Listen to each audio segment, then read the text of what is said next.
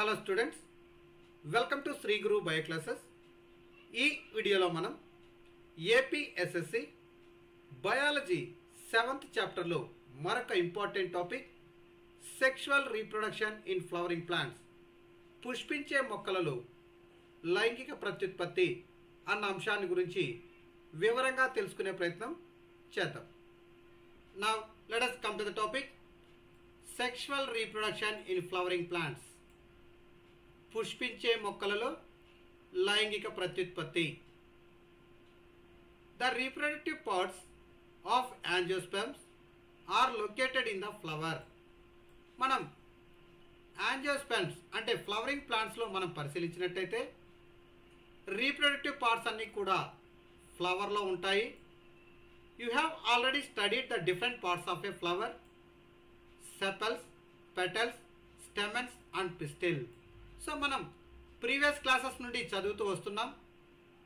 ఫ్లవర్లో sepals, petals, stamens and pistil అనేటటువంటి భాగాలు ఉంటాయి.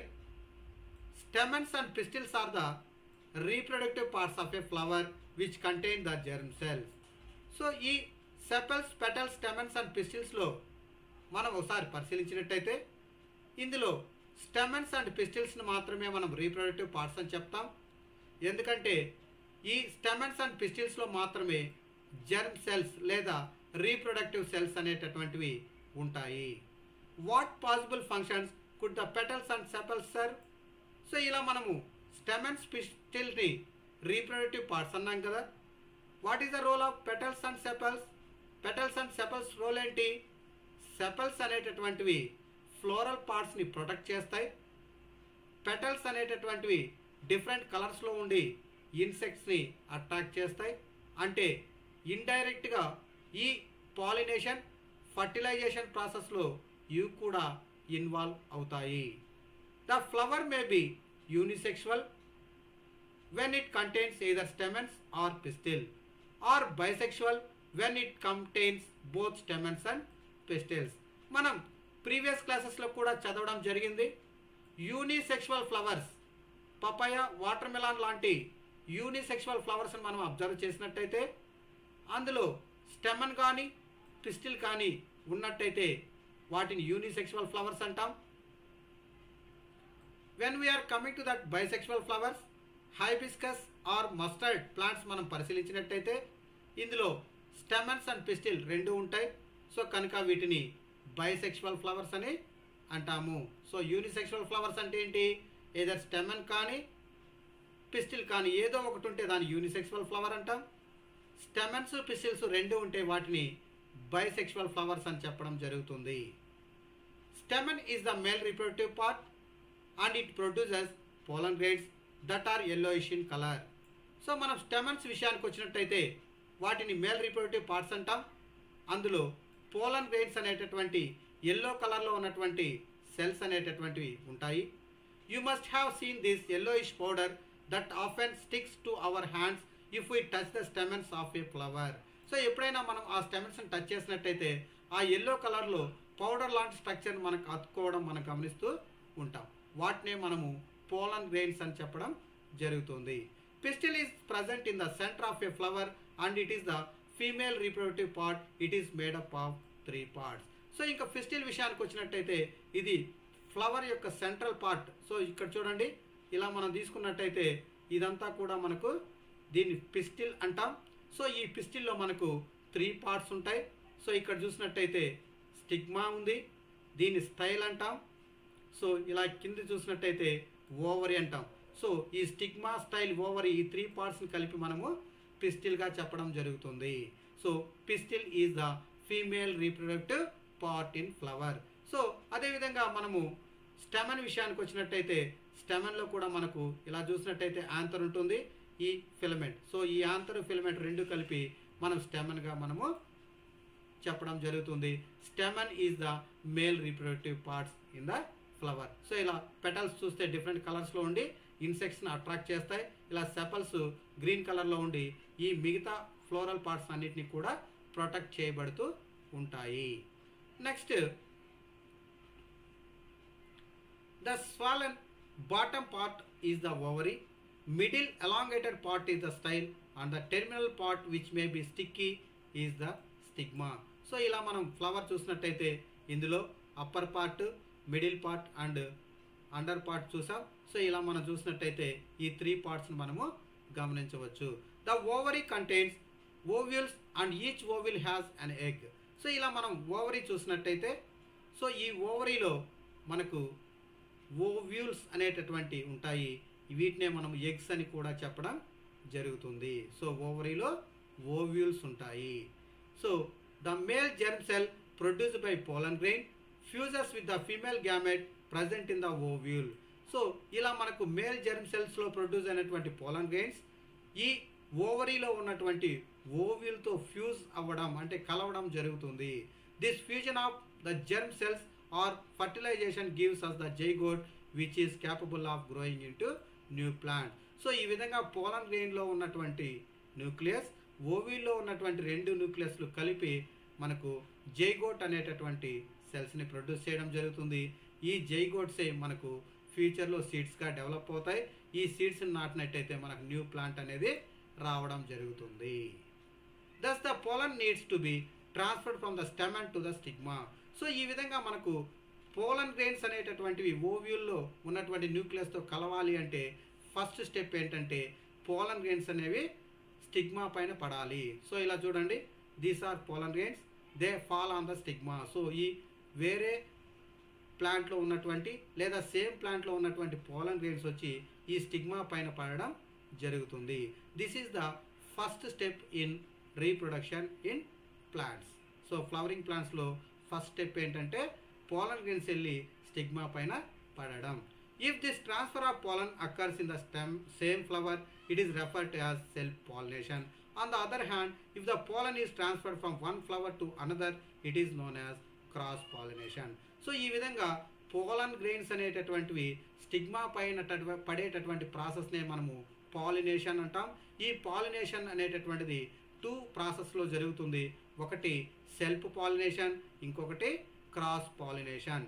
సెల్ఫ్ పాలినేషన్ అంటే ఏంటి? Transfer of పోలన్ occurs in the same flower. So ఒక ఫ్లవర్లో ఉన్నటువంటి పోలన్ గ్రెయిన్స్ అదే ఫ్లవర్లో ఉన్నటువంటి స్టిగ్మా పైన పడితే దాన్ని సెల్ఫ్ పాలినేషన్ అని, అట్లా కాకుండా వేరొక ఫ్లవర్లో ఉన్నటువంటి లేదా వేరొక ప్లాంట్లో ఉన్నటువంటి పోలన్ గ్రెయిన్స్ వెళ్ళి సో ఇంకొక ప్లాంట్లో ఉన్నటువంటి స్టిగ్మా పైన పడితే దాన్ని మనము క్రాస్ పాలినేషన్ అంటాము. This transfer of pollen from one flower to another is achieved by agents like wind, water or animals. So ఈ పాలినేషన్ ప్రాసెస్లో అంటే ఈ పోలన్ గ్రెయిన్స్ వెళ్ళి స్టిగ్మా పైన పడేటటువంటి ప్రాసెస్లో మనకు కొన్ని రకాలైనటువంటి ఏజెంట్స్ హెల్ప్ చేస్తాయి. అందులో wind, water and animals or birds major రోల్ని ప్లే చేయడం జరుగుతుంది. కొన్నిసార్లు గాలి ద్వారా ఈ పోలన్ గ్రెయిన్స్ వెళ్ళి స్టిగ్మా పైన పడతాయి, కొన్నిసార్లు అనిమల్స్ ద్వారా వెళ్తాయి, కొన్నిసార్లు మనకు కొన్ని బర్డ్స్ ఆర్ ఇన్సెక్ట్స్ ద్వారా కూడా ఈ పోలన్ గ్రెయిన్స్ వెళ్ళి స్టిగ్మా పైన పడడం జరుగుతుంది. Next, after the pollen lands on the suitable stigma, it has to reach the female germ cell which are in the ovary. For this a tube grows out of the pollen grain and travels through the style to reach the ovary. So ఇలా చూడండి, ఒకసారి ఈ పోలన్ grains ఇక్కడ పడిన తర్వాత ఇక్కడ ఈ పోలన్ grain నుంచి ఒక ట్యూబ్ అనేటటువంటిది జెర్మినేట్ అవ్వడం జరుగుతుంది. అంటే ఒక పోలన్ ట్యూబ్ అనేటటువంటి జెర్మినేట్ అయ్యి ఇక్కడ ఓవరీలో ఉన్నటువంటి ఓవ్యూల్లోకి వెళ్ళడం మనం గమనిస్తూ ఉంటాము. సో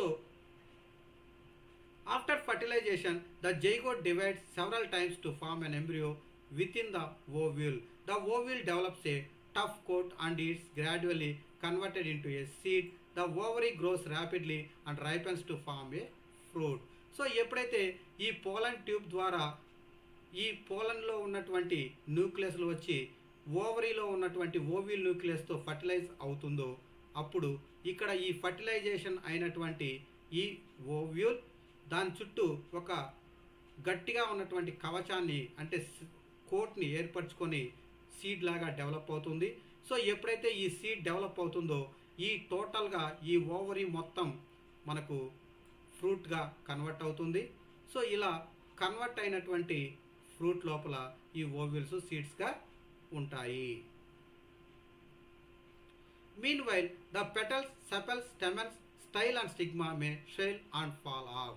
సో ఒకసారి ఫర్టిలైజేషన్ అయిన తర్వాత ఇక్కడ ఉన్నటువంటి ఈ స్టైల్ కానీ, ఈ స్టిగ్మా కానీ, స్టెమన్స్ కానీ, సెపల్స్ కానీ, పెటల్స్ కానీ ఇవి ఏవి ఉండవు. ఓన్లీ ఓవరీ అనేటటువంటిది ఫ్రూట్గా డెవలప్ అవుతుంది. అందులో ఉన్నటువంటి ఓవిల్స్ సీడ్స్ లాగా డెవలప్ అయ్యి అవి మాత్రమే ప్లాంట్కి అతుక్కు ఉంటాయి. మిగతా అన్నీ కూడా రాలిపోవడం జరుగుతుంది. Have you ever observed any flower part still persist in the fruit? So ఎక్కడైనా మీరు అబ్జర్వ్ చేసేదా? Have you ever observed any flower part still persistent in the fruit?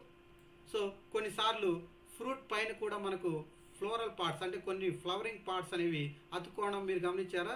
కొన్నిసార్లు కొన్ని ప్లాంట్స్లో అతుక్కోవడం మనం గమనించవచ్చు. Try and work out the advantages of seed formation for the plant.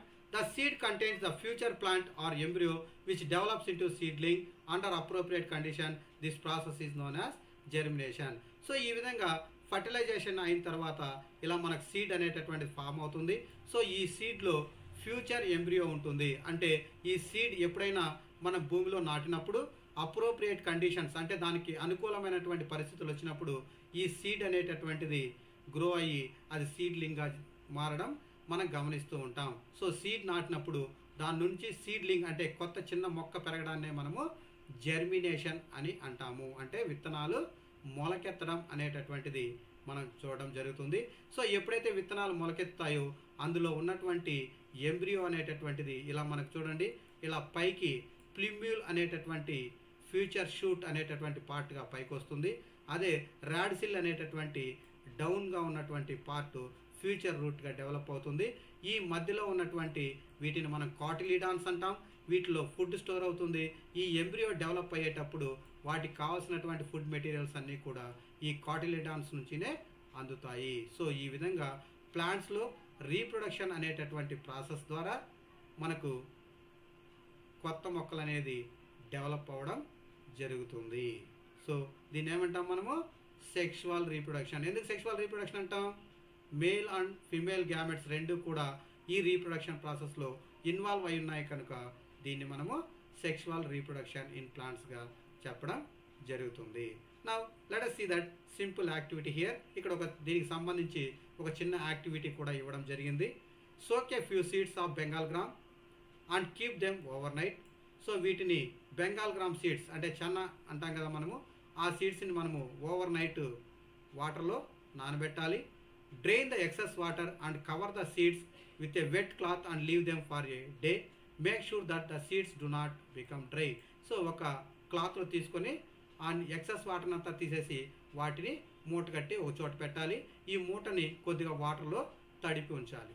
Cut open the seeds carefully and observe the different parts.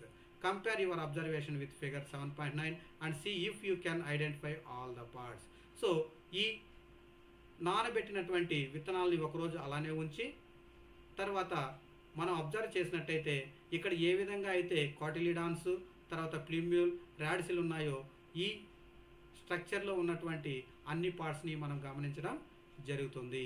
So ఈ విధంగా seeds అనేటటువంటివి appropriate కండిషన్స్లో మొలకెత్తి కొత్త ప్లాంట్స్ని ప్రొడ్యూస్ చేయడం జరుగుతుంది. సో ఇది students reproduction in flowering plants. ఇది students ఈరోజు టాపిక్. ఇందులో ఏదైనా సందేహాలు ఉన్నట్టయితే మీరు కామెంట్ సెక్షన్లో కామెంట్ చేయొచ్చు, లేదా శ్రీగురు బయోక్లాసెస్@gmail.comకు మెయిల్ కూడా చేయొచ్చు. Thank you for watching.